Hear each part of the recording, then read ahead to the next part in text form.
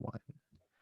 All right, what is up, everybody? Welcome to the Of Like Minds podcast. Today, I have a super special guest and fellow UCLA graduate, born and raised, currently thriving in Los Angeles, California.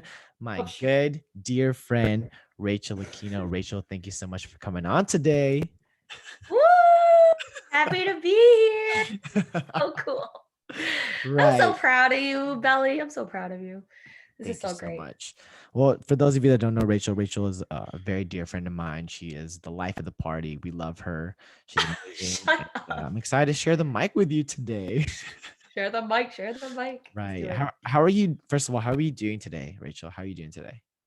I'm good. I did my taxes, but it got extended to May 15th. If anyone's watching prior April 15th, it actually got extended to May 15th. So don't worry, Right. but we don't want to rush. So get your taxes done as soon as possible. And then afterward, I went to like a little flower market, picked up some flowers. Cute. I saw my sister for a little bit, Okay. my sister Lauren, and yeah, that was pretty much it. What did you do today? I was just chilling today. It was a good relax day. Getting ready for the podcast today. Getting ready for Ready for the you. How pod. to match your energy. So here we I are. know. I have a lot of energy. Right. Yeah. And y'all are gonna be entertained today. It's gonna be a good one. Um, Stop. You're hyping it up. Today's gonna no. be a very subpar podcast. You have to put the bar low so when it happens, they'll be like, what the fuck? this logic, I love it. Yes. Starting us off, Rachel, first of all, just to give context, for those of you that don't know you and your Mhm. amazingness, if you can maybe just give a little background in terms of what it was like, where you grew up and your childhood, like what that was like. Yeah, so I was actually born in downtown LA. I lived in historic Filipino town, Mm, which is on the outskirts of Chinatown and right before K Town, I mhm, think. I think that's mhm, how it is because K Town's mhm. here, LA, yeah. And yeah, so it was I'm first generation. Both of my parents came here from the Philippines. I have an older brother, my Mhm. kuya, or my older brother Troy, my younger sister Lauren. Really close to them, a lot of cousins. Grew up with them. At one point, we all lived in the same apartment complex. There's just like a bunch of kids running around. So I feel like growing up, I was never alone, if that makes sense. Like I know some people who are only children, or they don't have any siblings, or they have only like two cousins, and I'm Mm. like, what is that? Like I've not having people around me was never an issue. Mm, So I guess when the pandemic hit, it kind of was like a new turning point for me, even though now I'm like 27 and I should be able to be alone. yeah. But the pandemic for sure taught me how solitude could be a good thing, you know? Mm, Whereas when I was like growing up and when I was like younger, I was always surrounded by people, you know? yeah. So I was born in downtown LA. And then sorry, I bounce around a lot when it No, comes you're to good. You're topics. good. You're good. You're Yeah. good. So downtown LA. And then I moved to the Valley when I was in middle school, high school, Mm. and then college, UCLA. And yeah, and now I'm here talking to the lovely Belly. I call him Belly, by the way, for anyone listening, because his last name is Belisario. Do they know your last name? Yeah, Does your audience know I your would, last name? if you're They listening to this, do. It's on your I'm assuming, title. yeah. And it's cool But do they know because, your middle name? Do they know your right, they fucking don't, middle and we're name? gonna keep it like that. It's no, it's Filenar. My middle name is It's Filenar. You what? didn't? Yeah. No, My, not your middle name, your second first name. That's what I so meant. my first name is Kevin Paolo. My Yeah, middle name is Filenar, Paolo. and last name is For all my Lizzie Belisario. McGuire movie. Right. But yeah, Rachel is definitely an originator in terms of nicknames. I mean, Kevin's a pretty basic name. So I remember that just really stood, like, really sat with me. I was like, wow, I love that. And I you, first thought you were annoyed. I was like, oh, he's no, gonna. I didn't care. I didn't care of in course, which college. is why we love you. Rachel, I want to dig deeper because there is that stigma that the middle child is a little weirdo, and you are definitely the Oh middle child. So why don't you yes. just tell us what the dynamic was being a middle child, having an older brother, having a kuya for those of you that are Yeah. Filipino, and then having a younger sister. Like, what was that The dynamic like being bunso. right? What was that dynamic like? Oh, I'm literally definition middle child. So either the middle child's either like the weirdo, the black sheep, the rebellious one. I was like a combination of all three. So basically, my mom's favorite is my kuya because he's the eldest son, and my dad's favorite is Lauren because she's like the youngest girl, the Yeah. bunso. And like they're both like, if we were to assign like I keep saying like, if we were to assign certain gender roles to them, like my kuya is a guy's guy, and Lauren is a girl's girl. Mm, I'm kind of mix, when it comes to mm, that. Like I'm not necessarily girly, but I'm not necessarily um but I'm also boyish in certain aspects of me. So I'm yeah. kind of a combination of both. And my dad didn't like that I wasn't girly, and my mom didn't like that I was boyish. So it's in as an end result, I was this middle child that was just kind of doing her own thing. Um, but yeah, I had to learn how to be independent really fast. Just because I know their attentions were elsewhere, which is fine because I had like hella cousins that were helping me out. Like I have like 30 plus cousins. So whenever we had like families and parties and stuff, I was never like, oh, I'm neglected. Like I always had other family members to go to, which is really nice. Mm, absolutely, absolutely. I mean, that's a you touching up on that, Rachel, is just it's very insightful because I feel like we being a middle child, I'm like, oh, like we know one, like let's figure out like why are you so weird? Why are you so the way you are? We Yeah. love you You're a because middle of it. child. I'm No. definitely not a middle child. You're the bunso. I've identified as being an only child for a long time. I met my Yeah. sister pretty recently, my half Yeah. sister. Yeah. She's older. She's about like five Yeah. years older, so that's why Yeah. it's cool to see that dynamic because I'm like middle child, like that is definitely like you kind of I don't know if you identify with that or like really relate to that in terms of just like Oh yeah. I could write a book about being the middle child. Have you had middle children on this show? um I don't think so actually, because I've had a lot of people that have had like two olders and one younger. So it's not like a direct middle child. Like no one's coming to Yeah. mind that I'm trying to sift through. Yeah. Yeah, so you might be the first one, which is Yeah. great. It's funny though because like even because I so the first 2 years of college I commuted to save that dough, but then the last two I saved up enough to like live in the apartments and not have to deal with the stupid 405. But when I did commute, I would roll up home at like 4 a.m. and they would yell at me right then and there. But the next morning they'd be like, "What do you want for breakfast?" And I'm like, "Oh, we good." But if my sister or brother roll up at like 12 a.m., they get the silent treatment for a week. So Mm, it's like, yeah, like they didn't really pay attention to me, but also I had some sort of liberation and some autonomy when it came yeah. to my That life. that low key makes me kind of sad because I know you're probably being a little harsh, but like that makes me so sad to hear you say like they didn't pay attention to me. Like this is your family. Yeah, no, it's just I think I know it's really sad. Everyone's gonna be like, wow, this bitch is like just so depressed. No, I'm fine. I know depression is a real thing and I'm not, Yeah. you know, making light of that. But I don't know. I think I just took that situation and I was like, look, like, okay, clearly I'm not a favorite. So what could I do? I can either mope about it or I could Mm, just find something else to do. That was just absolutely. my mindset. Yeah. Yeah. You kind of touched up a bit on it, Rachel. You talked about commuting. And I Mm-hmm. think as with most of the things in terms of school, working from home, a lot of things are Mm-hmm. remote. If you can maybe talk about that dynamic of what it was like to commute to school and kind of Yeah. maybe being a little bit disconnected from like, those that were able to live on campus or live in close proximity. If you can talk about like what it was like to be a commuter. Sorry, because I know if our friends hear this, they're gonna be like, "This bitch did not commute and stole our swipe." I already know it.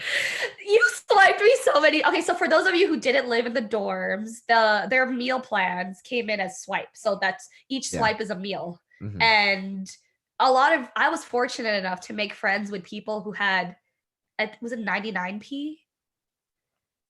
No, no, no, Was it no, no. It was way lower. It 99p? was like 14p regular 14 and like 12 was like Yes. the The lowest. Are you sure it wasn't 99p? No. 19p was the highest. There was Oh, 99. 19. Girl, so what Rachel's referring to is the amount of swipes you would get in a week. So why I'm laughing at her is because 99 meals in 1 week is ridiculous. So what it was is there was 19p, there was 14p, there was 14 regular, and there was 12.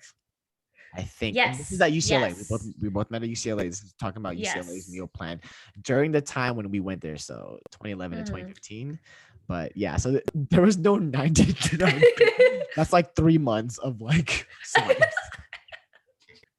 Well, that's why UCLA was built on a hill, so y'all could walk off those swipes. Right. No, but so a lot of my friends, they would be like, "Hey, Rach, I have extra swipes. Are you down?" So I would literally just stay on campus. I would sleep a lot on campus just because, obviously my parents were paying attention. So I had friends who had swipes and lived in the dorms. Sweet, and I was just there. I would shout out to Reber Terrace, my crew, to those people that let me stay there. But also, I worked at UCLA, the Student Activity Center, which You held beat a me. gym. Yeah. Tell him about it. Tell him how cool working at the SAC was. Give him Hey, all the there's a scoop. pool, there's offices. Be that person that's like, No, but you oh. gotta let him know what I mean. Okay, Okay, let so me take okay, it so back a first of little all, bit. Is that it? Okay. I originally applied for John Wooden because I was like, oh, it's John Wooden. He's the greatest coach of all time. Which was Like our this, student. It was our gymnasium. that was Our that's the main gym. UCLA, yeah, the main UCLA rec center for students. Yeah. And they denied me. And I was like, oh, okay. But then I got a call that says, hey, we have a spot open up at UCLA, at SAC, which is the Student Activity Center. And I was like, oh, is that like just an office? And they're like, oh yeah, no, but we have a pool, we have a basketball court, blah, blah, blah. I was like, okay, cool, I'll do it. So I did it. I did not know that this place holds a lot of power. Like, I had no idea. So UCLA, so the SAC, I could say this, I don't give a fuck. Everyone knows. So SAC holds, so it's a basketball court, and it's actually known for holding pickup games for a lot of famous NBA players. Yep. So people from like Magic Johnson to Larry Bird, they played on that court that I would clean every week. And then also at the time when, before COVID, when the NBA was still in audience, there was a crowd and people were going to arenas. Whoever played the Lakers or the Clippers would sometimes rent out our gym, The and they would visiting practice team, right? there. The visiting team would Yep. practice there. Yeah. And it just the amount of like buffoonery that I had to go through it that I don't think I legally was even allowed to do. Not like that. Not like that. It was basic like towels and like wrapping their foot. I was like, how am I, a undergrad, allowed to wrap Paul George's foot? Yeah, so Like, give him a little insight to just name drop some people that you were able no, to. I know Paul George was a big one for you. I just wrapped his foot because I didn't know who he was. And I told Raymar, I was like, I wrapped someone's foot today. Or Raymar being my boyfriend. And I was like, who? He's like, who? And I was like, Paul George. But now I know, just because he's not in the Clippers, but like back then I didn't really know him. Yeah. So him, and then also Real Madrid, that like the famous soccer team Chelsea, they would also come here and they would practice on our fields, which we also coordinated and like watched over. Right. Then you have all the UCLA basketball team, you have the UCLA polo team, swimming team. You have like Olympians training at our pool. Like, it's just, if you're into sports, that job was just like crazy, I loved basketball and stuff. So obviously when the NBA came, I was very like, oh my god. But when Real Madrid came, when like the soccer players came, I did not. They're obviously beautiful humans, because I feel like soccer players have one of the most incredible physiques of all of the universe. But besides that, I didn't really like know them. But a lot of my coworkers were like, oh my god, it's Messi, it's blah, blah, blah. I was like, who are these people? But then when LeBron came, or when Dwight Howard came, I was like, guys, it's LeBron. They would be like, okay. Like it's just a tall guy, So Right. it was a fun job. Like so basically as you're back to your original question for commuting. I would pick up 5 a.m. shifts because it that helped me skip the freeway traffic. So I would get to UCLA at 5 a.m. or I would get there at like 4:30, take a like a 30-minute nap, work from 5 a.m. to like 12 and then start class.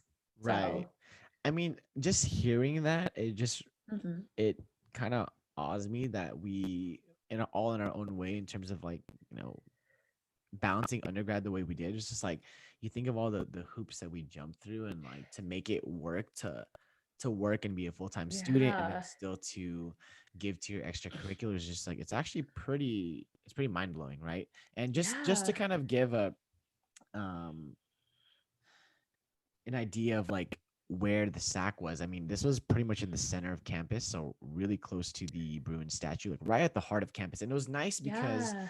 we did a lot of shared activities in terms of our extracurriculars, Mhm. which we'll get to in a bit, in that area in North Campus. But it was nice because SAC was facing right across from Kaufman, which was the dance slash World Arts and Cultures building. So Yeah. it was cool So to I'd see have. this bitch doing pirouettes and stuff. Sorry to interrupt you. Like I'd be like, "Oh my god, it's Belly!" Right. No, no, yeah, no. And that was a normal thing that I heard in college, which is always it was always really just warm and welcoming and just for you to always be right there, which is great.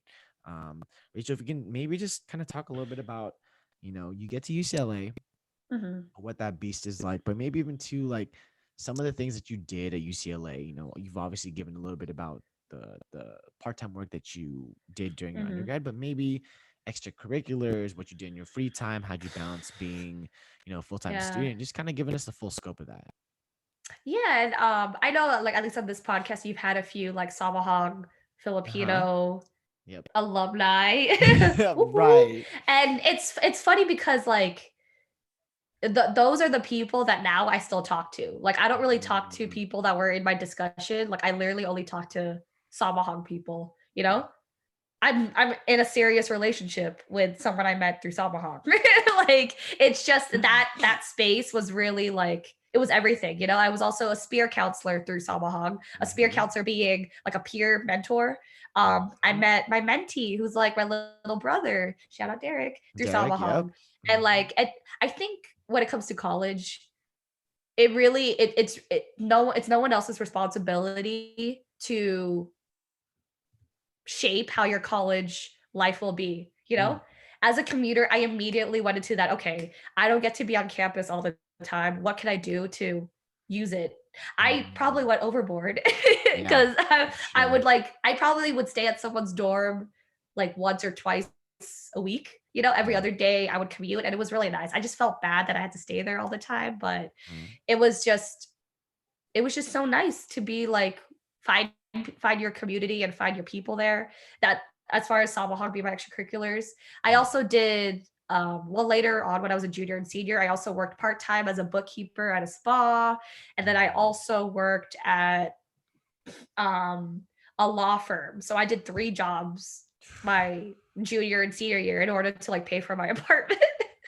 Right, because Yeah. it's pricey in Westwood now. Yeah, yeah, I can't even imagine. I think our apartment used to be like 2,600 and now it's like at 32 or 33. Like the inflation's insane. It So, right, and that's a whole nother thing, but it absolutely was. I think one thing too, Rachel, that I'm surprised you didn't mention, but if we can get into it. So what? Samang Filipino, which is SP, which is what Rachel was referring to for those that aren't Mhm. familiar, we would put on a full-on production, student run, student Oh my organized, god, SPCN. uh in May. And Rachel Yeah. Yeah. had pretty big involvement in terms of, I think, just Culture night. always just loving the idea of producing and writing. And so I know Mhm. you had a pretty firm involvement in terms of script writing and putting that together. If maybe Mhm. you can share a little bit about what that beast was like in terms of just Oh being a my part of that, god. like I feel literally so literally like literally setting the blueprint of a show and dialogue and Yeah. all these things. Like I think that's something that I would love to hear about. It's funny because also like growing up, I've always loved theater. Like I love Broadway, and like Rent is still my I absolute favorite musical of all time. And just the way that that type of world where it invites everyone from different backgrounds to just enjoy a production, even like for SPCN, not to say like we're going Broadway, but like SPCN was just a place that we could share, the Filipino story and the Filipino uh, and Filipino like culture to Yeah. everyone, because our show was free, which was absolutely dope. And Mhm. so my second year, I was public relations, so I did like the marketing aspect of it. Mhm. But through that, I was like kind of behind the scenes, and I saw even like our first year with Ethel, she was the script coordinator our first year. Yeah. Um, Second year was, I Kyle? believe, No. no, Kyle was director. But Sorry. like Yeah. throughout the years, by the third year, I was like, dude, I want to do this. Like I want to be able to like say a story. And so by the fourth year, I applied and I got co script cord with Margaret, my fabulous Margaret, because I could be all over the place, as you could tell. Yeah. Fabulous Margaret. Mhm. um and she kind Wait, of same like, Margaret that was in cast with me the previous year, right? yes, Yes, love yes. Oh, her. she's literally the voice of an angel. If I had to personify Yeah. Air, like the voice of Air, it'd be Margaret. Like her voice is stunning. She's I can't sing for shit. very petite, but has a very powerful Yeah, and resonating I voice. would be so For worried if sure. a tornado was next to her. I'm pretty sure she's like 80 pounds. She's so small. Anyway, beside the point. So we just created a script together, and when we sat down, we are like, what story do you want to tell? And I just told her basically what I told you at the beginning of this podcast. I was like, I want to tell a story about cousins, like how the Filipino community has crazy amount of like cousins, titos, titas, like that, just that dynamic, Yeah. Like, and even when like a family member passes on, like I feel like your family is for life. Yeah.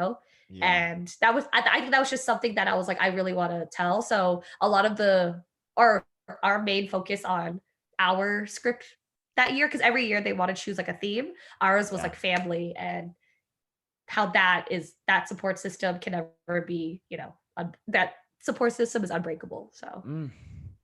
Love, love, love, love, love. yeah. Yeah. If you haven't already been able to tell, Rachel has the energy and the capacity to do a lot of things at the collegiate level, but at a very high level. I mean, I think time management and just balancing that work life student balance is something you just kind of learn when you are thrown into Mm, the fire. And I think you did that as well as anyone that I know.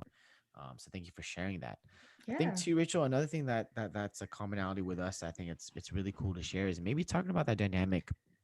And our Um, black shirts. Not kidding. right. Okay. And I love how you said you're like, oh, we're matching. Like, no, girl, you're matching with me because I wear the same And aesthetic this every day. Like this that's doesn't true. change That's for true. me. This doesn't change That's for me. true.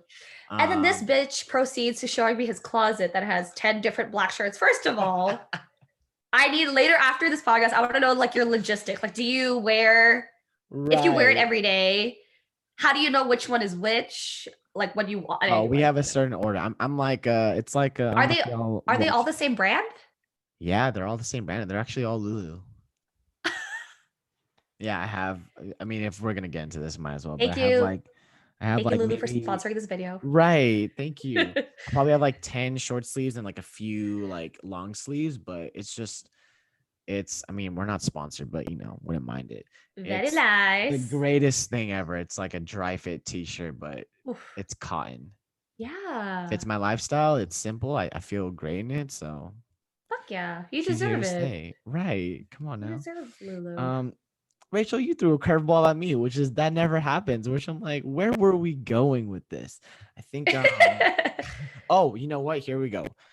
I think a big thing too with UCLA is UCLA is known for certain things. And I think something that you and I have always been able to talk about is being a North Campus major. And if you can maybe share with the audience a little bit about one, what North Campus is, and maybe two, Mhm. what you did at UCLA, why Mm. you chose to do that, and then maybe if that major still plays a role in your life in terms of what you Yeah. chose to be a profession, what you chose to do post grad, so on and so forth. Yeah. So I went. So basically, UCLA is somewhat divided into North Campus and South Campus, strictly not because of the people, but because of just where the buildings are located. At first I was like, that's kind of redlining if you think about it, but no, really, it really Right. is because of the buildings, which is also technically the definition of redlining. Anyway, so North Campus is for, yeah, like the art majors, the English, history, and then South Campus is basically math and science. So if you had freaking like fucking econ, you'd probably most likely your building would go to South Campus. And then if you had an English class, most likely it's North Campus. So Mhm. that's where we would tell people, especially because when I worked at the rec center, Yeah. people would ask me all the time, where is this building? And like at the back of my head, I'm like, you're going to North Campus, make a left, turn at this tree, past the flagpole, your ass is there. Like you just know when you become a UCLA Bruin what North End campus that distinction is. Right. As far as me, I first entered UCLA thinking I was going to be a business law major. Like I Mhm. wanted to be a business lawyer, but they didn't have business law, but they had poli sci. So I was Mhm. like, oh, okay, that's cool.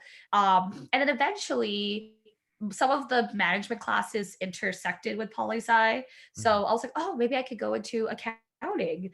But it was kind of already, I was already my junior year before I could switch to biz econ. So it was kind of like that. So I was like, okay, I'll just finish up poli sci and do like a minor in accounting. Yeah. Um, Yeah. and now I work in accounting and business management in the entertainment industry.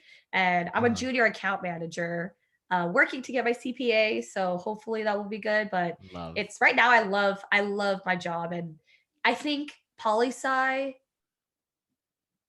the part that really I was thinking about this the other day that still I use for my major is Mhm. game theory. Have you heard of game theory? No, explain to us game theory.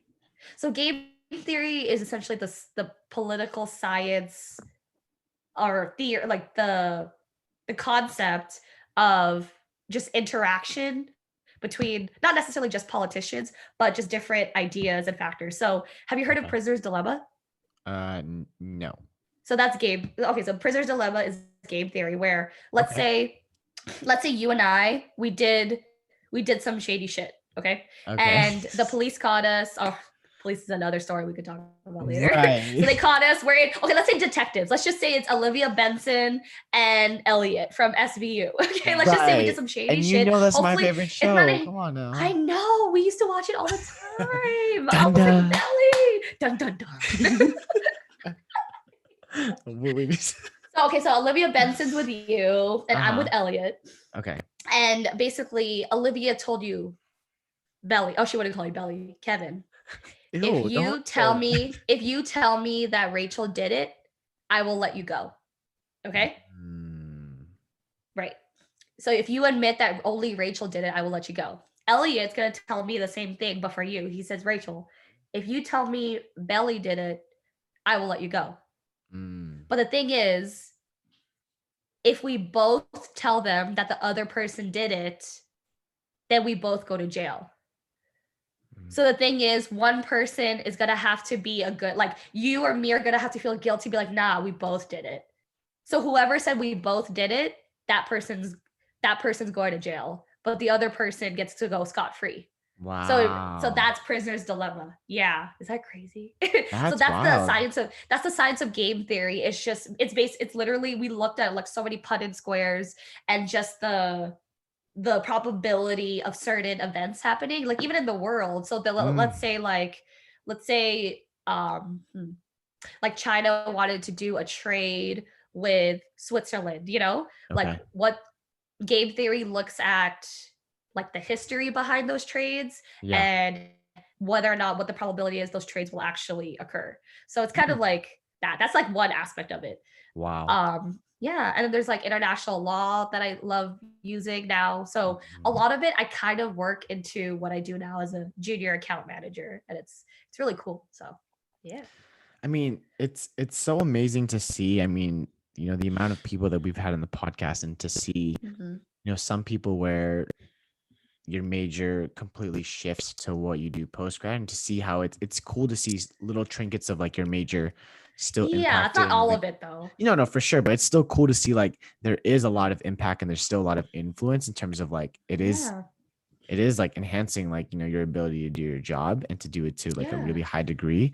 And I mean, even just that, like educating me and the audience on game theory, and just like, oh, that puts it I mean, you have something, and I'm such an advocate for being an educator. Like, you have something when you're able to succinctly explain it and also just like teach it to someone else who has Yeah. absolutely no idea. And it's like, okay, that makes sense. I can get it. We Yeah. can play telephone now and I can explain to the next person. So Yeah. that's pretty And like wild. a lot, literally every politician today, their campaign manager uses game theory. They look at, oh, what's the probability that your opponent is gonna say Mhm. this, this, and this. So there were a lot of also like trees where it's like, if they say this is what you Yeah. say. If it's like, so it's crazy how game theory could, go beyond politics. It's really Do crazy. you find that being really prevalent in your current occupation right now, or like maybe if I don't know, like how prevalent is game theory in terms of like applying that in your day-to-day work, or even like in other aspects of like your industry?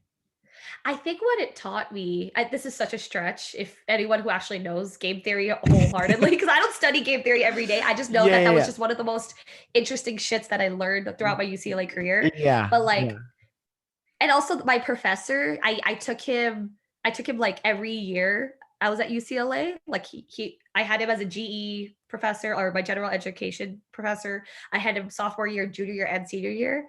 And yeah, each class he would play a song from the Beatles. Like it was I don't know what the science is behind that. I don't know if Beatles like game theory, but like yeah. he just started the class so well, and I was like, this is the dopest professor ever. Anyway, besides the point. But I think what game theory taught me was just being very observational Yeah. and no, yeah, I just being really focused on what the end goal is. You know what I mean? And that's what Mm. game theory kind of taught me. Yeah. Um, so yeah, I think that's basically what I got from it. It's just being, yeah, again, observational and being focused on what your end goal is, because there's no point of doing all these equations and putting in squares if Yeah. you don't know what your end goal is, at the end of the day, or Mm. at least a relative idea of what your end goal is. So when it comes to my work, I have a lot of projects, I have a lot of tasks, that I have to do. Yeah. And I have to be very cognizant and be very observational when it comes to things, because I could easily be comfortable and something will fall through the cracks easily. So I have to kind of be on my A game Yeah. when it comes to my work. And that's what game theory taught me, is you can't let your guard down in one way, because another option is going to open up and that's going to make you slower to your end result. So Mm. if that makes any Absolutely. sense. Yeah. You talked a little bit about knowing what the end goal was, Rachel, Mhm. and it's funny how you being the middle child, almost we kind of attack the middle in terms of your time at UCLA, what you did, so on and so forth. But if you can Mhm. maybe give the audience a little bit about, I'm gonna do a 2-in-1 here, where your journey to UCLA, what that was like in terms of, however deep you want to go into that, and Mhm. then also just like navigating post grad. So it was a two-part question, just the journey to UCLA, whether it was you want to go into high school or navigating those AP classes or whatever it may be, taking those tests, Yeah. ACT, SATs, all that stuff, and then navigating post grad. Yeah. Just generally like how it went. Yeah, just how that was like. So working towards UCLA and then post grad. Yeah. Yeah. I think what's funny, because I keep on saying my parents don't pay attention to me, but when it came to the me applying to colleges, my dad literally was like, it's either UCLA or CSUN, which is Cal State University of Northridge. And Mm-hmm. that one's basically like an automatic acceptance. Like if you breathe and live within I'm not even kidding. If you breathe and live within the realm I'm of just laughing because the Northridge, way you frame it is just yeah, like literally you get yeah, in. So I just yeah. wanted to, and I was salutatorian because I did way too much extracurriculars. That's right. Oh my God. How could I forgot Yeah. that? Okay. I Don't know, and don't but it's brush that funny. underneath. Come on, No, but salutatorian. everybody Go that in our ahead. class, everybody in our graduating 2015 UCLA class, they were all valedictorians. Weren't you valedictorian? Hell no, wasn't no valid. I Oh, really? we had a pretty in my high school, our valedictorian was if I can remember correctly, Ivan Hess. He was a beast. Like he went to he got a full ride. This is super side. He got a full ride to Dartmouth. Right, Doesn't and I was like, Dartmouth also just sound like some it wizardry shit? They're like, right. they're gonna It's like, study, they're okay, gonna so study that's spells. like that's definitely the rival school to Hogwarts, like for sure. Yeah. Like, there's no way. Yeah. So I mean, that's an Ivy League too, if I remember correctly. So yeah. So Yeah. no, I was It's just regular honor student, which is basic. Not, but shut okay, go up. off salutatorian. Go ahead, keep telling us. Wait, so when did you apply to like different dance programs or was UCLA your main one? No, some of them, yeah. I think I did, if I can recall. In terms of dance programs, I think I only did because it was weird. It was for me, like for UCLA, it's like Mm. you have to apply to the school, and then you had Mm. to like submit a portfolio, or like for me, I had to go in an audition. So it was kind of a two-part. So that's what it was like for Oh. UCLA, that's what it was like for Irvine, and that's what it was like for CalArts. So I got into UCLA and Irvine, but I didn't get into CalArts, which was like a real hit because like damn. And Yeah. there was probably like 4 or 5 other schools. I know I did like I think St. John's in New York. I had done. Ooh. I was that kid. I literally applied to everywhere that wasn't in San Diego. I knew I was set on leaving. I was like, yeah, I'm done. Juilliard? No, I didn't. I didn't. Uh, I think I remember think at the time tuition was just really high, and I was just like, that's just a lot. yeah. So, and it was part of me was like, I think most of the schools I did was West Coast, and then I think it was like a couple because I have family in New York. I'd been there a few times. I was like, part of me was just so jaded Yeah. towards like just being. I was ready at that time, being 18. I was ready to move. So that's Yeah. why I applied to other places. But yeah, so it was definitely in terms of the dance programs. Back to your question, it was definitely a two-part thing. You have to apply to school. You also have to audition for the program. So people always Yeah. like think that it's like, oh, like no, it's like I did the same shit as everyone else. So Oh, I thought for some reason I thought a scout found you at like a performance was like, right, right, and "Welcome to UCLA." that's what everyone thinks. I'm like, no, bitch, no, It's I'm a fine. regular person like You're a regular everybody else. person. No one, you didn't have scouts. You didn't Right. have like a dance coach that was like, "I got you." Absolutely. I was like those kind of resources sound like big money. That's what that sounds like. Yeah, that sounds And like a movie, like the Netflix special. Those right. kind of situations. Did you have any whack majors in on the podcast yet?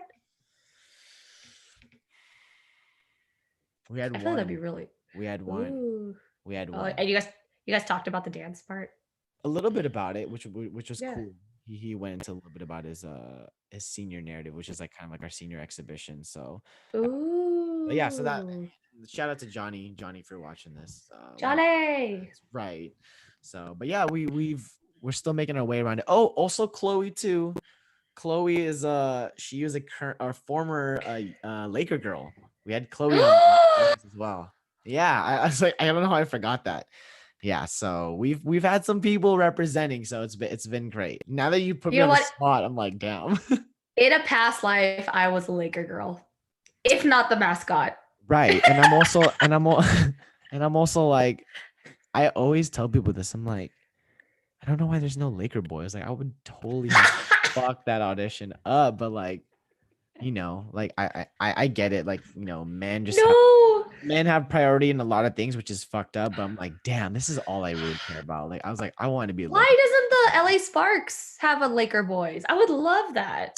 You Oh, know they have a what? dance team. They have a dance team. They do have a dance team, but it's like there's nothing like I've been on many dance teams before, and I love them. But I'm like, there's nothing like Yeah. being able to say like Being a I've like been a Laker boy. That's just like your jaw drops. It's just like an immediate like a switch in conversation. You're like, oh, that's a head turner right a there. Like, Laker boy. right. I would love if you're a Laker. If there were like five, at least five, yeah, why aren't there Laker boys? We should talk to the Bus family. Like, hey, it's 2021. There should be Laker boys. Right. Right when there's no people in the audience. Like I'm okay. Like I'll wait till yeah, we get back into yeah. big Yeah, yeah, crowd. yeah. Oh my god, it could be like Bring It On. You could flip them, or you could get flipped. You could be the flipper, the flippy instead of the flipper. Right. I could be a flex. I could do either. Yes. You've done Oh my cheer? god. No, I have not done cheer, but I can Oh, learn. okay. Yeah. I was like, have I? No, I definitely haven't. Wait, hold on, But Rachel. Before we get off topic, wait, what were we digress. We digress. right?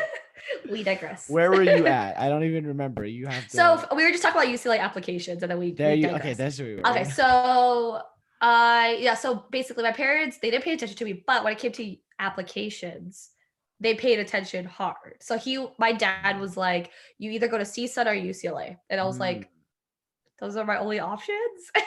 Like I yeah. of course had wanted to apply to like Yale and Stanford and stuff. Cause I had a 4.5 or 4, Go off, 4.4. bitch. Yeah. I took every AP known to mankind.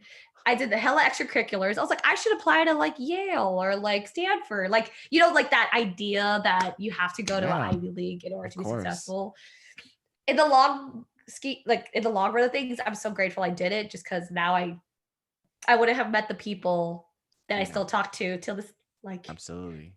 your lovely self, if I went to fucking and not to like and not to like toot my own horn, but I don't even think I would get in. So at least I saved myself from that rejection from Yale and Stanford and all that. But anyway, so I applied. It's basically it. And then I got in UCLA, great times, great times. Mm, And then as far as post grad, I would honestly say post grad, like when I was 22, 23, mhm. that was the best time of my life. I am like Really? just Why do you say that? wild in because it was like I was working, I Mhm. was thriving. I felt like my body looked good, my body felt good. I Come could go on. up the stairs without breathing like a dog. Like I was just like I had an amazing boyfriend, like I had Which is amazing to friends. your really quick, if I can interject to your point about going up the stairs, like we all basically live a sedentary lifestyle right now. So like we're Yeah, all yeah, basically huffing and puffing up the stairs. I feel like we would all yeah. basically Yeah. elect to go in the elevator. But yeah, a dumb waiter, just please let me go. Right. No, but you know what's weird? It's because back then when I was 22, 23, I had insecurities. I was like, oh, I still have an 18-year-old body. But now as a 27-year-old, fully grown woman, I'm like, damn, I miss my 22-year-old body. So I feel like you can never be fully satisfied with how you look. Like are you fully Absolutely. satisfied? I feel like you are though. You're a No, different well, species. why do you different species? We're Because all you human. What are you you have talking the confidence to fill a whole village and I love it. I about? wish I had the confidence. Yeah. No, well, I think it's really funny, Rachel, that you kind of say this because I had a whole separate uh, video storyboard type thing prepared, but I guess we'll put it in here now. But I think, and Oof. let me know what your thoughts are on this. I feel like a lot of the things that we may focus on Mhm. is stems from insecurity. So I don't know if you remember, but like in early quarantine was when I started doing just the workouts where I was doing like a core workout and I was posting like all these push-ups, the variations I was doing, and I was trying to basically kind of not market, but like put it out there like, hey, like it's all about consistency. Yeah. And it got to the point where I was just like, I'm just gonna start recording it to like put myself out there and to say, hey, look, this Mhm. is not something I'm like really good at, but like I know if there's anything I've ever been good at in life, it's like being really determined and just being really consistent. You're a habit person. I feel like you're Right. really good E- at building habits. Exactly. And so Mhm. that was really where and that really, working out for me stemmed from being insecure with my body because as a Mhm. dancer and I never felt like I was strong enough to like to lift my partners that I should have, and I always had to put in the extra Oh. work or just always being skinny or slim and like especially in like a where males aren't as prevalent as women in terms of the dance Ooh. spaces. It was like you kind of just have to Yeah. carry, you kind of have to carry that like the responsibility of like, well, you're gonna have to do lifts. And I was never like, you know what I mean? So it's just like, and that would always get on me because I wasn't able to always do that.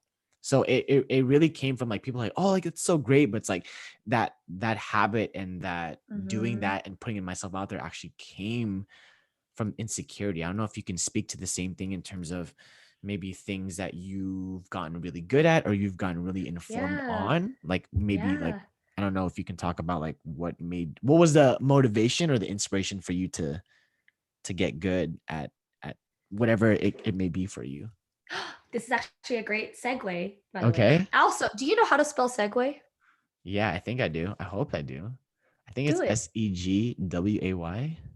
No, It's it's not. not. It's Segue. Look it Wow. up. Look it up. We're, Look, we're gonna take a commercial break. we are taking a commercial break because I'm gonna edit that out because that's so. You know what? You know what's funny? I'm actually not wrong because It's I was thinking about I know you were Segway. thinking about that, but I'm thinking about I Segway. know. No, No, but I honestly, definitely. I found that out last month. I was like, what the fuck? Segway. And you know, and you know how I found out? I found out through an email because I put segue on the email. And then it did the edit and it's like, no, that's No, wrong. my boss called me, was like, you know how to spell segue, right? And I was like, Segway. She's like, no, that's what Paul Blart rides at the mall. Oh, come It's on, mall cop. Segue. I know. Right. Oh my God. Okay. Back Well, from commercial break. Okay. way to throw me out there. Yeah. So for those y'all listening, like I definitely was referring to the wrong segue, but that's okay. Let us know if you can spell segue, but which one? Same. Yeah, comment down below if you can spell segue. Stupid. Both ways. Anyway, so basically, yeah, so 22, 23, Rachel, thriving, like traveling, pre-COVID, by the way. So don't come at me. I don't even use Instagram as much, so you can't even come at me. So thriving, having fun. And then I think around when I was like 26, well, now I just turned 27, so 25, 26, my anxiety like peaked. Like, I don't know if it was just like the quarter life crisis type deal or something, That's big. or Yeah. I think it's because, like, as I was explaining before, I was just so used to doing so many things, multitasking, Yeah. trying to be at this optimum level every waking moment. Like, sometimes I wouldn't even get like that much sleep because, like, commuting or having several jobs or whatever the case was Yeah. that year. um I think once I hit 25, 26, I started, like, I felt the burnout like real hard. Mm. So going back to your question of what insecurity did you have that made you want to like look into a certain practice or a certain Yeah. habit, Yeah. Yeah. was literally like meditation, yoga. Like, Mm. at first, if you told like 20-year-old Rachel, like, you need to just slow down and do this, I wouldn't listen, like, for sure. I was so hard-headed. I'm like, no, I need to be the best. I need to pay for my apartment. I need to get into UCLA. I need Yeah. to pass my classes, I needed to do whatever. I need to do many jobs so that when I leave UCLA, I could get a good job, which it did work, but like, at what cost, Like, I didn't Mm. realize that I forgot to like also be at optimum level at feeding my soul, and Oh I don't know my if a lot of God, I like love it. I love it. I've been saying I that don't to know if a so lot many of people. I'm like, feed your soul. yes, like, like the book Chicken Soup for the Soul. Yeah. I didn't understand what that fucking meant until like now. Like, I was like, Right now. oh, Yeah. because when you open the book, I don't know, for those of you who don't know, like, Chicken Soup for the Soul, it was like an old book that basically was people talking about like their different anxieties and different ways that they meditate and how that can help you and your soul and how to Mhm. like just take a step back and practice being present, Yeah. And I was like, damn, that's chicken soup for the soul. Yeah. And so when I was 25, 26, I just like, I felt the major burnout. I cried maybe almost like every other night. I didn't want to do anything. I either wanted to do Mm. nothing or I wanted to do everything. And at Yeah. one point, I was talking to my sister Lauren, and she's like, "You're gonna kill yourself sooner. You're gonna have a shorter life than you think if you keep doing this, And she was like, I'm not even being funny. Like, I could see you, like, there was at one point where I lost a lot of weight just because how much stress I was from, like, I also was not at the best job at the time. Now I'm at the best job ever. But like, at the time I was just in a really We're bad job where listening. I'd go in, yeah, love you. um I used to work in another business management firm where I would go in at 6 a.m. and I would leave at like 9 p.m. And when I asked, I need more help, I need another accountant or I need another bookkeeper, all they said was, you could do overtime. So I was like, oh, okay. So that was that job. And then that caused me to go to therapy. And like, it was just, yeah, turning 25, 26, that, going back to your original question, that was a wake-up call for me when I felt the burnout. So I'm studying and trying to practice more like meditation, yoga, being Mm, present, being like in solitude, and not relying, not you basing my happiness off of other people's happiness. Because I used to be the type that was like, whoops, as long as my fam's happy, as long as my friends are happy, I'm happy. But really, what I should have been saying was, I'm just happy. You know what I mean? mm, Like, now I'm practicing that. And it's not selfish to be happy, for you to be mm-mm. happy, you know? Because if you're not happy, if you're not taking care of yourself, you can't take care of others. So that's what I'm slowly Absolutely. learning. Especially now with COVID, that taught me that. So that was the biggest wake up call ever.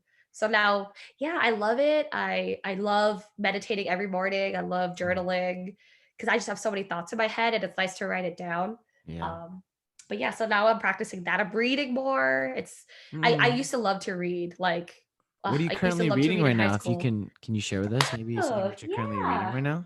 She So got it right there with the bookmark. reading like several things, but I like reading like fiction just because I work in an office job, so it's nice to Yeah, just like have a little like escape. But I also like absolutely. self-help books. But right now I'm Mhm. reading How to Fail at Flirting, which is really funny because I don't think I'm a good flirter. Yeah, I know you, sir. Okay, So let me this just book is not for Kevin Paolo Belisario. Just saying. I'm so done with you because you're literally just throwing more fuel to the fire. Quick aside, I think ever since I moved back to San Diego, or at least Mhm. my first year like on grown ups, and then like my first 2 years on cookies before COVID. These are dance Yeah, teams, right? these are dance. Yes, these are dance companies I'm a part of. So grown ups and then choreo cookies. Are you Every saying single grown-ups? grown ups, it's like the R's are replaced with W's. Oh, that's cute. Uh, Like Rugrats. Like how they say right. grown up. Oh, that's Exactly. cute. That's So adorable. literally every year. So I'm on my third year with Choreo Cookies, and I'm on my we're technically on would be on the fourth season Hmm. for grown ups. But every year on the dance team, I've literally won biggest flirt. So it's just kind of funny that you say that. I'm just like, Michelle, but right. shout out to Michelle. We love you. She's the No, girl. I mean she know everybody know, it's just all good and fun. Nah. But anyway, so you're reading How to Fail at Flirting. Yeah, no, basically it's this girl who she's like in her 30s, Okay. and she basically has everything that she wants except like a stable relationship. Kind of like that Mm. story, but there's also like twists and turns, and it's part of a book club that I'm listening to on a podcast. Ooh, okay. Yeah, it's called the Redheads Book Club. If Hmm. anyone's interested, but redhead is spelled Read. Here we go with these AGA. weird ass spellings. I'm just kidding. Segu. Thank Dig it. It's like Segu. Bless you. Oh no. Yeah. you. Oh my god. Ah, Well, I find it ironic, Rachel, that what? you're reading a book titled that, because you are in a wonderful relationship. Oh, I thought you were gonna be like, cause you a play. I'm Oh, like, we're ending no. this podcast. You're Hell killing it. You're no. killing it. And so I think, I one think of that's so funny though that you won biggest flirt every year. yeah, all Are they right. And trolling you? Are they I trolling you, or I should Michelle think be worried? no. They're it's a troll. It's kind of like just people. Good. I mean, if you know me, if for those that are tuning in, Yeah. you probably know, and that's You're just just always charming. You know what it is? You're just charming. It's that big mole on your forehead, those big brown eyes that match the mole, your right. cheeky smile, It also the probably has hair something to flip. do. I was born on Valentine's Day, so there is that. That You're might basically have something. Cupid. You're Right. basically Mr. Valentine. Thank you. You're also tall for a Filipino. I'm just Right. hyping you up now. Right. She said you a He's unicorn. taken. Right. He's taken, bitches. With Don't the no. even. Fucking taken. Don't even I love try. it. We love that, Rachel. I get why you win biggest flirt. I get. Is it a certificate or is it like a trophy? There, I have some paper copies, but they're somewhere in the files. But yeah, You it's saved them? right. I was just like, we need to keep the receipts because it's fun. It's fun to look at. You can show your Um, future children. okay, Daddy Rachel. was a flirt. Okay, going back to you though, and you being in a wonderful relationship, and I think it's cool that we're doing this now because we just recently found out. For those of you that are unfamiliar, March is kind of like the time where medical students at this point in their career, they figure or they find out, I think it's during their third year, right? Or their fourth year. Their last They're year, doing their like last literally year, a excuse me. month, Yep. a couple months before they graduate. Yeah. Exactly. So a couple months before they graduate, during, depending on your program, but in this case, their fourth year, they find out where they matched and where they're going to do their residency. And so it's not disclosed too much.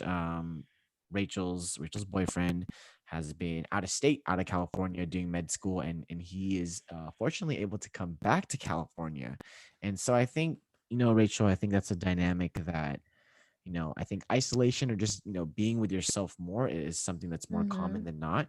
And you and Raymar are both really grinding it out and making long distance work and making that dynamic work, I think is very commendable. If you can maybe just share with me and the audience, what that dynamic was like, in terms of, you can Yeah. just take us through these last 4 years in terms of when Raymar left and having to balance that. I mean, that's a lot. It's a big part of your life that Yeah. you've been able to grow so much since we went to college, and then 4 years of just growing still, but not in proximity with each other. If you can let us know what that dynamic was like. It's funny because Raymar and we first started dating when I was like 18 Mhm. and he was 19, I think. And then right when I turned 19 and he turned 20, I was like, you're dating a teenager. That's disgusting. But like that's just how our relationship is. We just like make Yeah. fun of each other. Yep. Yep. We Yep. Yep. we just Yep.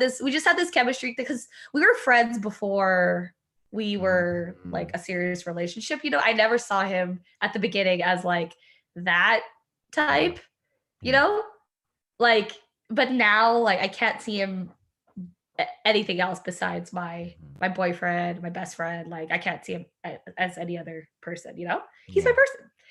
So even throughout UCLA, we were fortunate enough to be in the same circle, so we would see each other a lot at like dance practices Mhm. and stuff.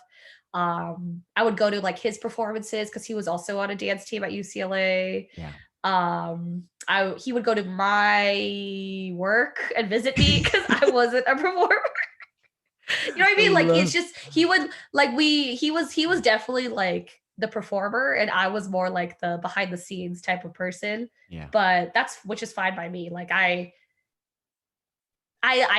learned so much from him. Still Yeah. learning a lot from him every day. And I'm sure he could touch upon the whole like match day and med school stuff later Of on, course. Of but because course. I still don't know a lot about it.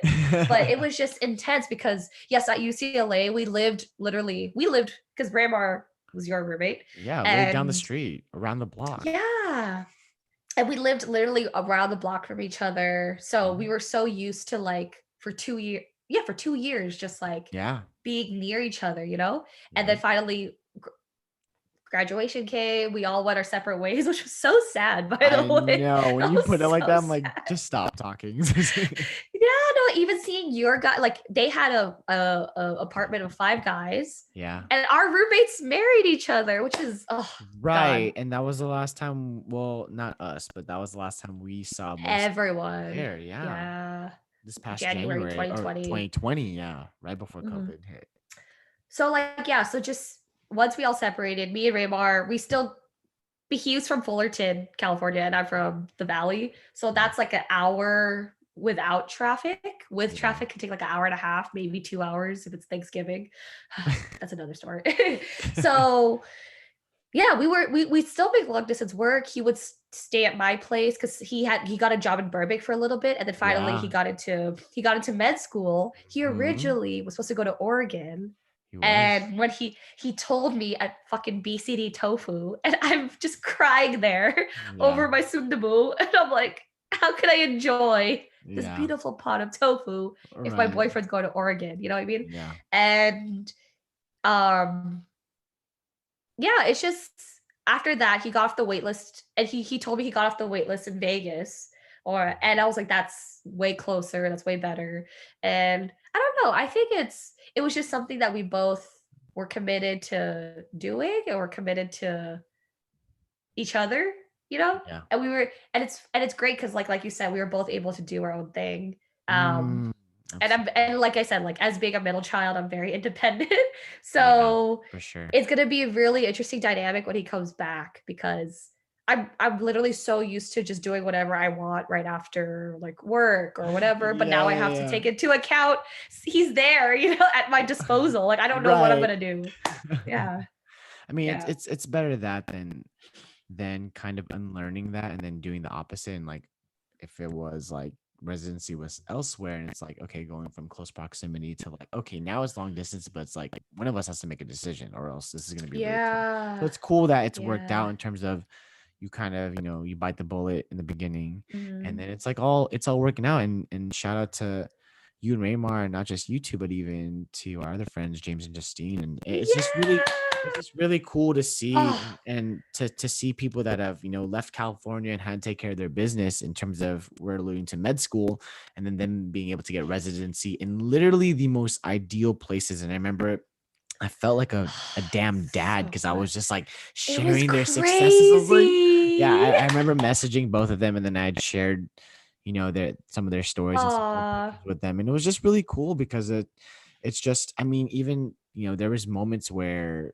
Raymar had stayed over at my apartment when I was still living in Mhm. Culver City many times. And Oh so my that god, that was yes. cool, because even post grad we got closer, because it was just the Mhm. constant like, hey, like, it's like, can I stay over? It's like, absolutely, of course. He And it was couch just surfed. Yeah, you were his main couch surf. Sometimes right. he'd couch surf at our other friend, Right. at like Michelle's and Karsten's, Yeah, yeah, and when they were all living together at one point. And yeah, yeah. then yeah, he would couch surf at my place. Like he was grinding so that way he could get to like this Burbank job because he lived in Fullerton. So Absolutely. I mean, it's by any means necessary, and and it's then James, really cool to see it pay yeah. And off. then James and Justine's story is crazy. Like, because James is this boy from Chicago, Justine is Hmm. this girl from San Francisco.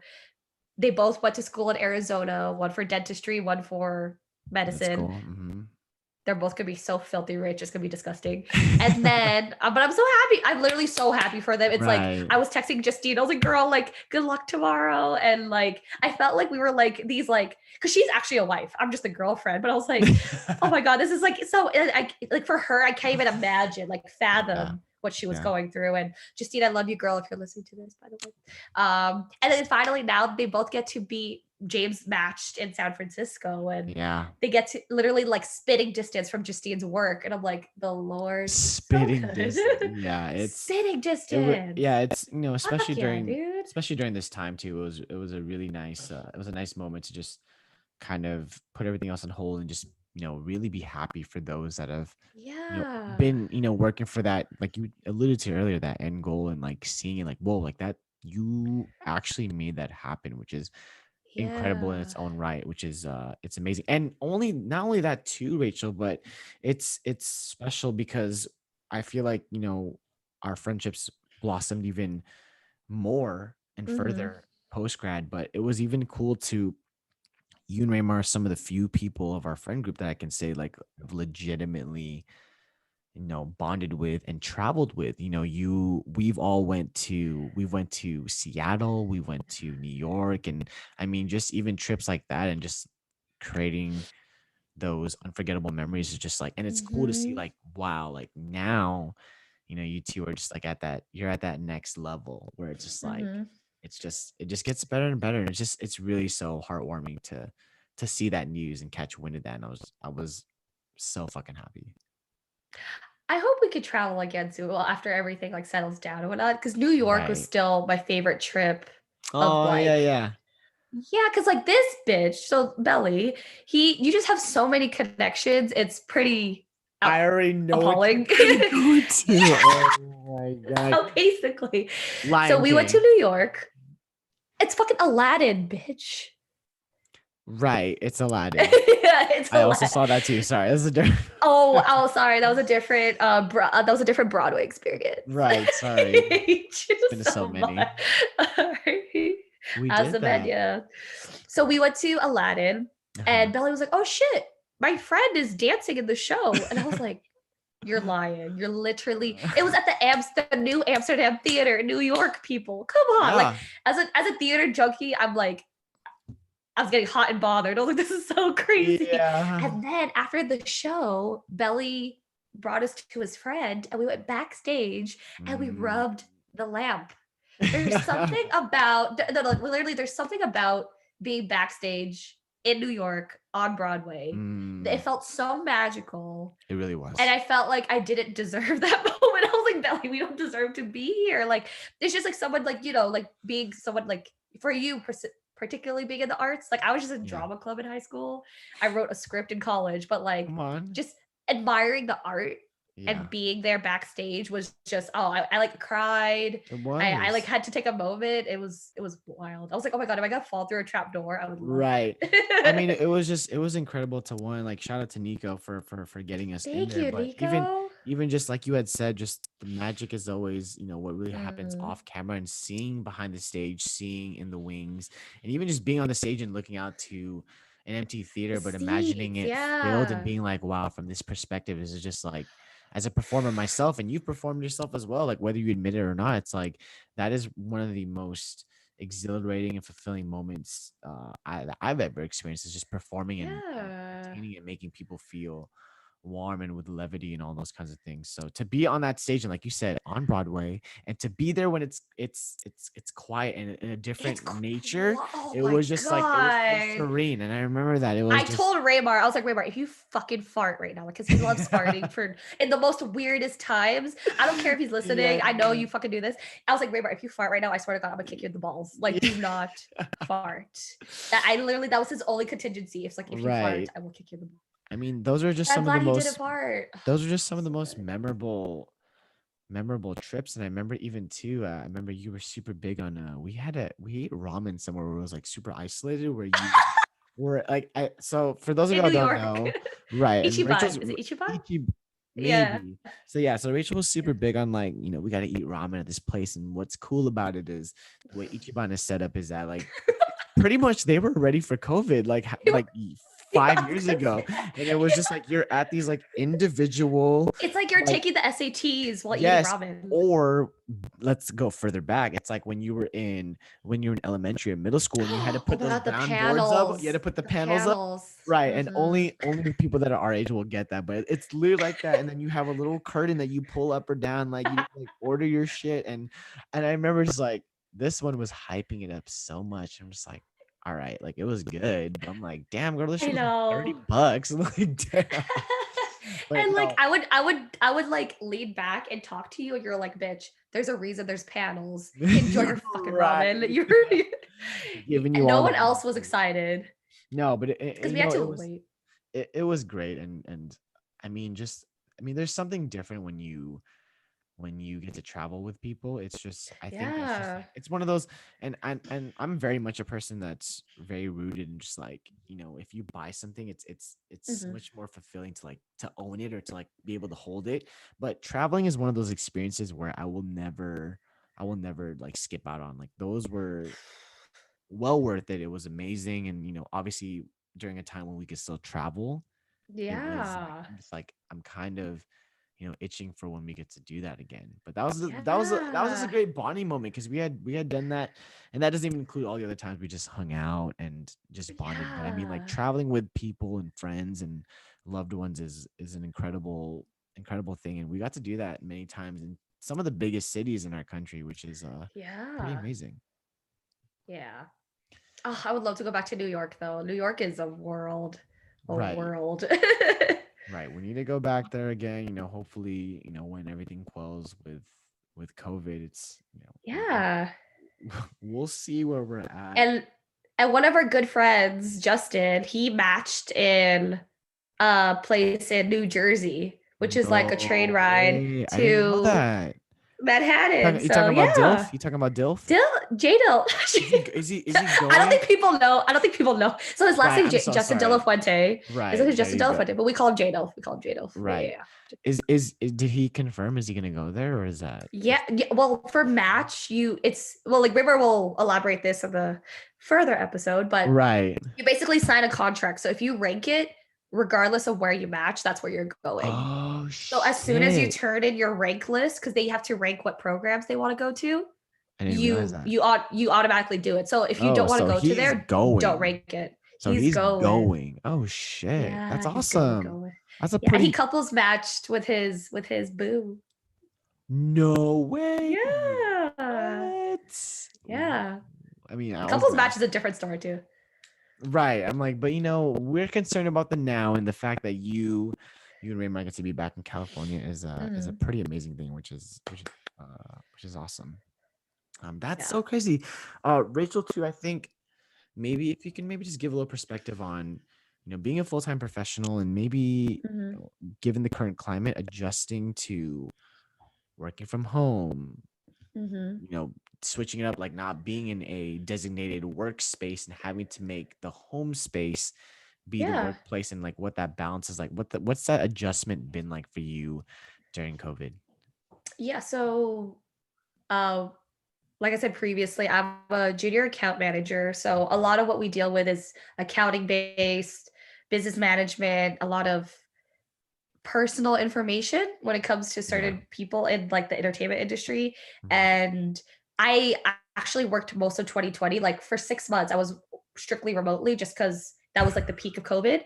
But then once the cases kind of went down, I went back to the office because there's a lot of things you can't really do remote. Um, and so I went back to the office, but we each have our own isolated work areas, which was really nice. So Mm. when I went back, it was just nice to have faster internet and more access to stuff, and not use Yeah. not use my own printer.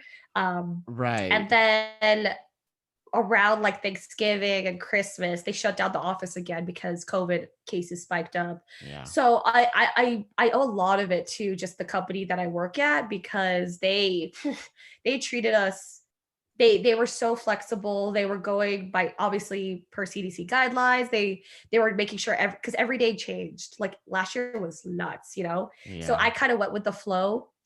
I was like, well, I think one of my like one of my employees even said like, "Hey, Rachel, we really appreciate you just being flexible because I feel like a lot of people were like, I just want to work from home or I just want to work from the office." They weren't really like just letting the company do what they have to do Yeah. to save us. And they didn't do any layoffs. Like I was just so fortunate to be a part of a company that Yeah. really supported us.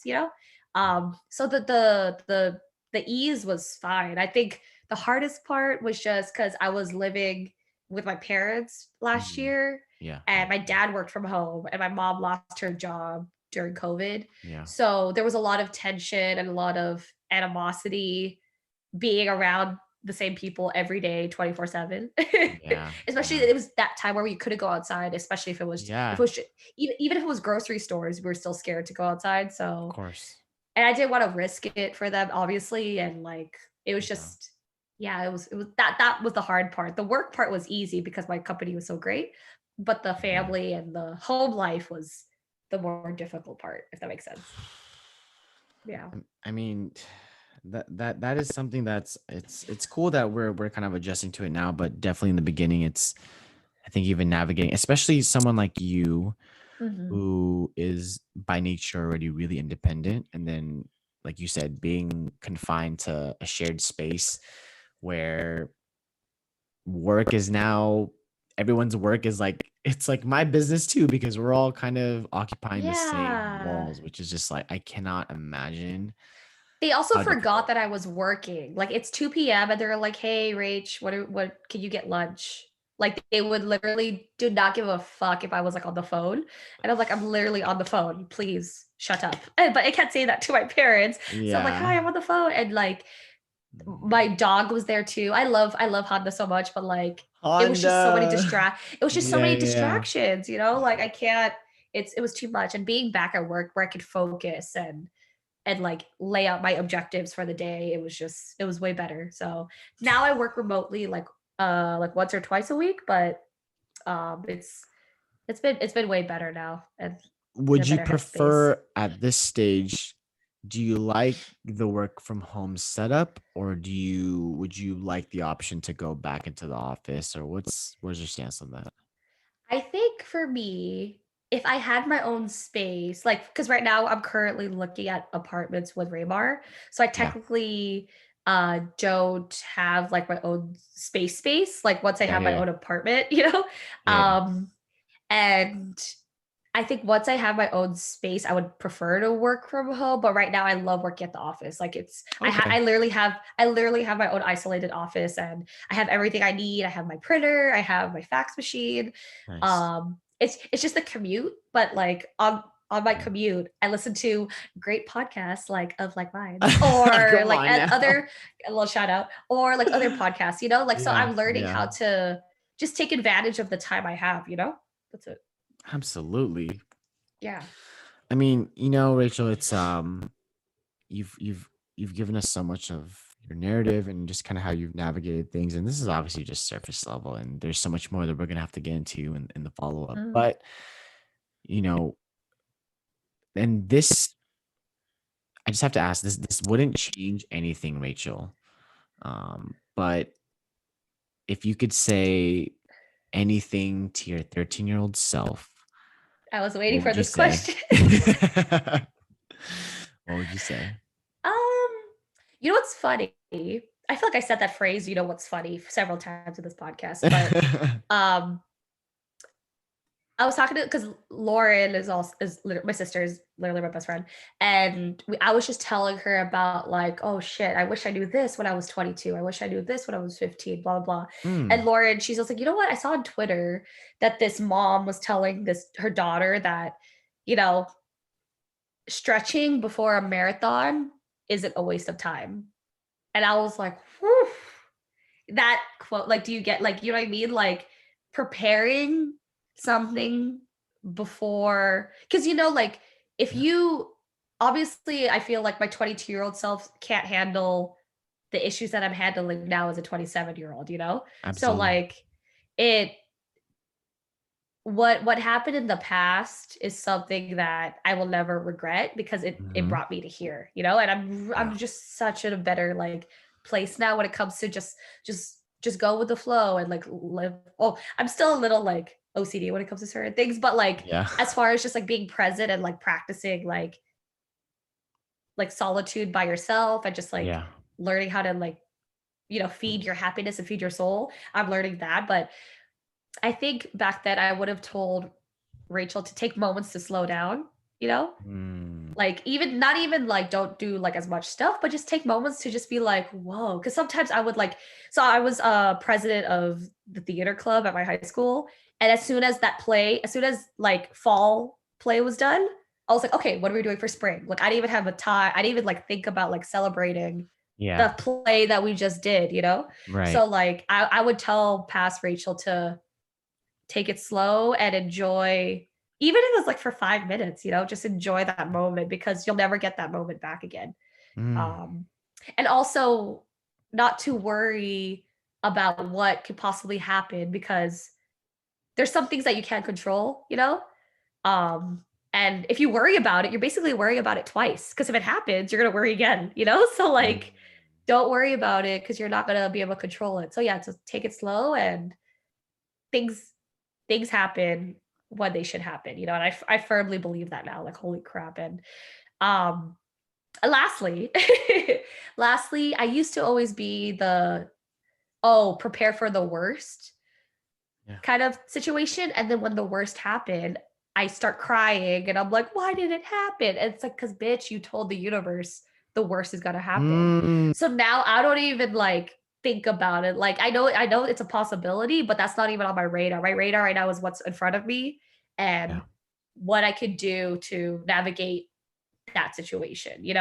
Because if I were, yeah. So like, and it's been working. I was like, holy crap, that works. Yeah. Like just speak to whatever universe, whatever God, whatever religion you believe in, because it works. Like just having that belief is phenomenal. And I firmly believe that like we're a part of something bigger than this earth. Like I'm not Mm. even talking about like alien shit. I'm just talking about like how can we as humans be the only living organisms, you know, Absolutely. ever? Like there's no way. So like just speak what you want and just believe everything's gonna be okay. Cause it does at the end of the day. Like I'm still here, you know? I, so yeah, I would tell my 13-year-old self that it's gonna be okay, slow down and enjoy your accomplishments because I I wish I had those moments where I could have celebrated that like fall play or something, but Mm. you know, it happens. And again, stretching before a marathon is not a waste of time. Well, I will say to that, I'm going to interject a little bit. I will say warming What? up because stretching, technically, you would do that ideally I after physical fucking hate activity. you. I just had to say it. I Yeah. wasn't, for those that are tuning in, like I would feel like it would be the same if I was sitting across from you at the dinner table and you had like this big piece of like broccoli and I didn't say anything. Like I have to tell Mhm. you so. But everything Do I else, have? Oh no, I no. don't. I mean, theoretically, but So I didn't even eat broccoli today. right, I don't even eat broccoli. Ew. Disgusting. But Rachel, I just I mean, this is one I was really looking forward to, like all of them. But Oh. I don't know. I just again, this is something that I say to everyone, and I really mean it. It's people's energy means more than ever, and Hmm. you. It was just a pleasure and just so much laughter, which I was expecting, and I'm just hoping that for those that are tuning in, that you've enjoyed this podcast and just hearing Rachel's a little bit of Rachel's narrative and her ideals and how she's navigated through certain situations and so on and Mhm. so forth. And you heard it from the salutatorian herself. Like you heard it from the queen herself. So I hate I that like valedictorian is this like woof and then salutatory and like salute bitch, you're not number no, one. no, Like no, no, the no, fuck? no, we Kidding. no, we are giving you all the props in the world. And I just want to say thank you, Rachel. I have so much love for you, and I'm definitely looking forward to Love. the follow-up. And maybe we have some more surprises on the way. You'll be on here a little sooner rather than later. So a little foreshadowing there. But just want to say thank you for giving us your knowledge and your wisdom, and continue to stay safe and healthy, and love you so much. Love you. Thank you, Belly. Love ya. Bye, Rachel.